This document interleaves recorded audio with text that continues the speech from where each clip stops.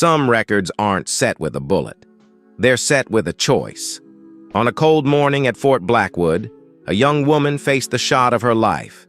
And what she did changed everything. Would you risk your career, maybe your freedom, to do what's right, when everyone tells you to just follow orders? If you had one chance to set history straight, would you take it? Today you'll witness the true story of a soldier who didn't just break a record, but rewrote the rules, risking everything to protect innocent lives and to clear her father's name. You're about to discover what real heroism looks like when the world isn't watching. If you believe America's unsung heroes deserve their stories told, subscribe now and turn on notifications. Support the women who've served and sacrificed, and never miss another tale of courage and truth. Your click keeps these stories alive. The morning fog hugged the ground at Fort Blackwood's marksmanship range. Inside, the cold silence. Sergeant Emily Tanhauser walked with her head down, clutching nothing but a clipboard, a battered range notebook, and a loaner Barrett 50. No patch, no fanfare. Most of the other shooters didn't even bother to glance her way. She was the data girl, the quiet observer, just like her father once was, before everything went wrong. Emily's father, Ezra Ghost Tanhauser, had been a legend at Blackwood. His name was still whispered in certain corners, mostly with pity, sometimes with resentment, but always with a hint of something unsaid. They said he'd missed a shot during a rescue op 8 years ago. Civilians died. He was court-martialed, died in custody, and the Army erased his record and his methods from the books. Emily never believed the story. She knew her father's silence wasn't weakness, it was conviction. On this day, the Blackwood Range team was prepping for the kind of operation that makes or breaks careers. An upcoming extraction in rugged mountains, impossible wind, record distance, one shot to save an entire team. Master Sergeant Hall, a grizzled vet with battle scars etched into his jaw, stood at the whiteboard. "We need precision fire beyond anything this unit's ever pulled off. Only our best will even try for the primary position." Eyes glanced at the elite, men with decorated sleeves, confident and loud. Emily got the same assignment she always did: observe, record wind, log every miss and near miss.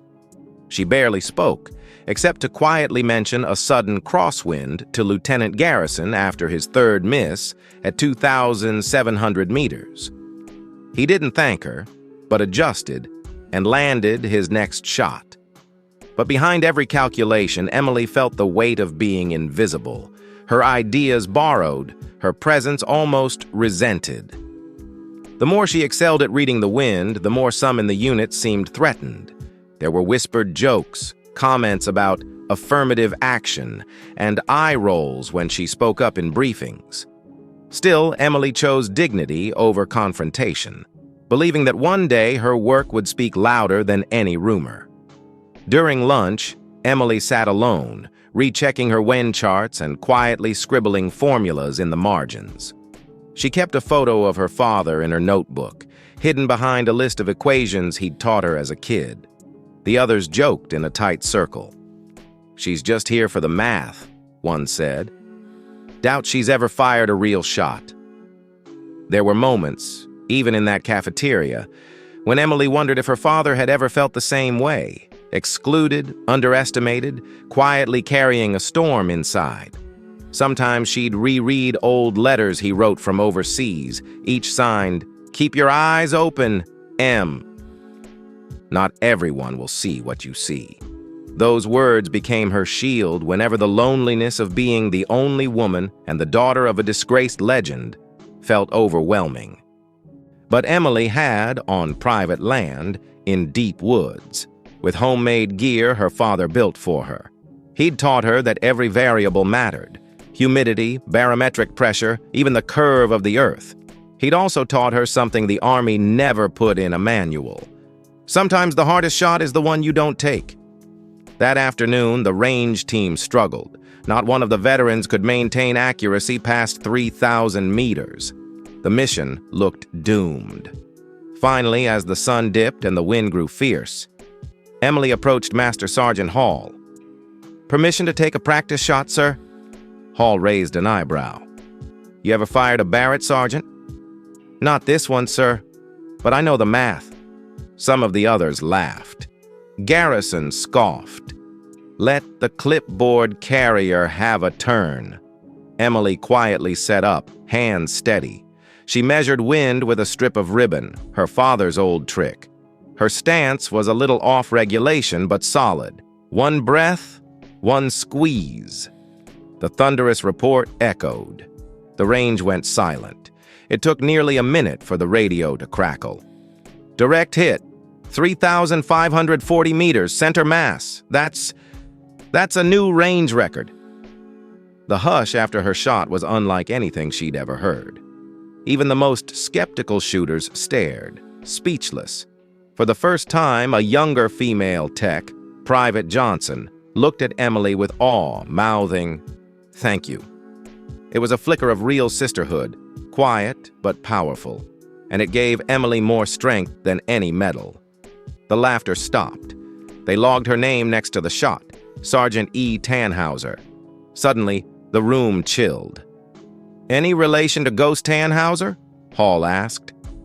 Emily nodded once. Silence again, except for a few whispered curses and one muttered, "It can't be."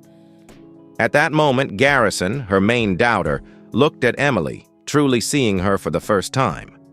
He hesitated, then quietly said, "I didn't think it was possible. You proved me wrong." His words weren't loud, but they broke the ice for others to start questioning their own biases. Later that night, Emily was summoned to the command center.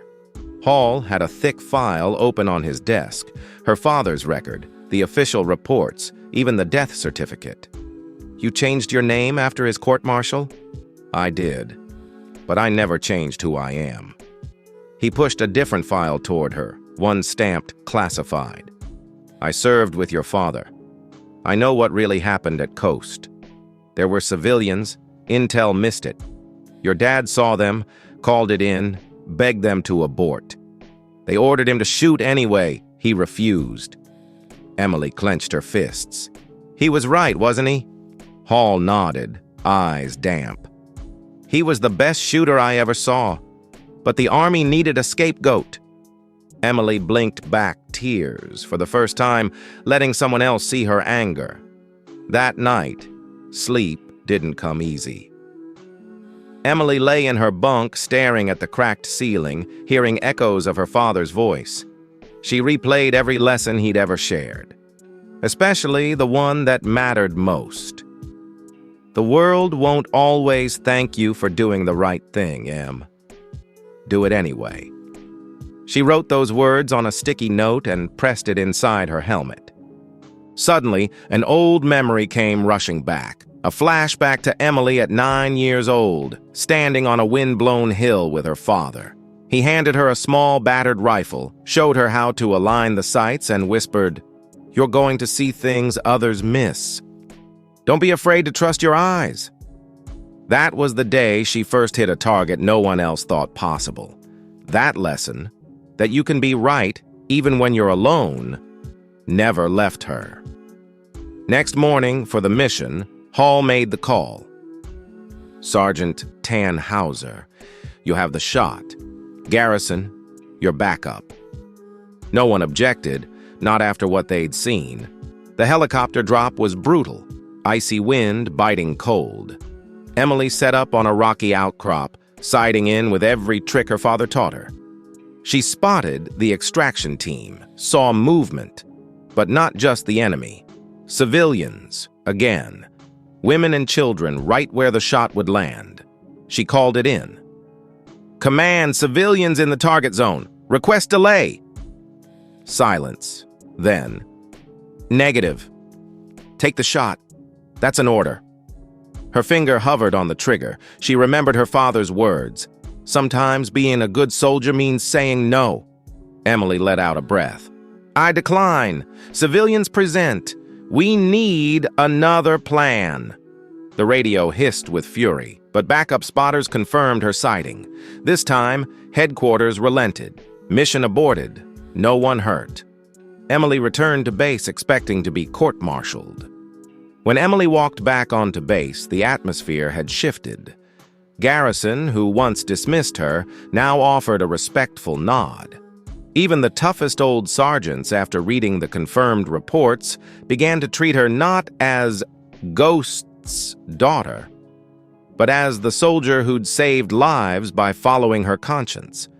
For the first time, Emily felt seen for who she really was. Instead, Master Sergeant Hall shook her hand in front of the whole unit. "Your father would be proud. You didn't just set a new record. You reminded us what the oath really means." Later that afternoon, Private Johnson found Emily by the memorial wall and pressed a folded piece of paper into her hand. It was a simple note. "Thank you for showing us that courage means more than just following orders. You made space for all of us." Emily kept it, realizing her story might help the next woman who stands where she once did. Alone, but unbroken.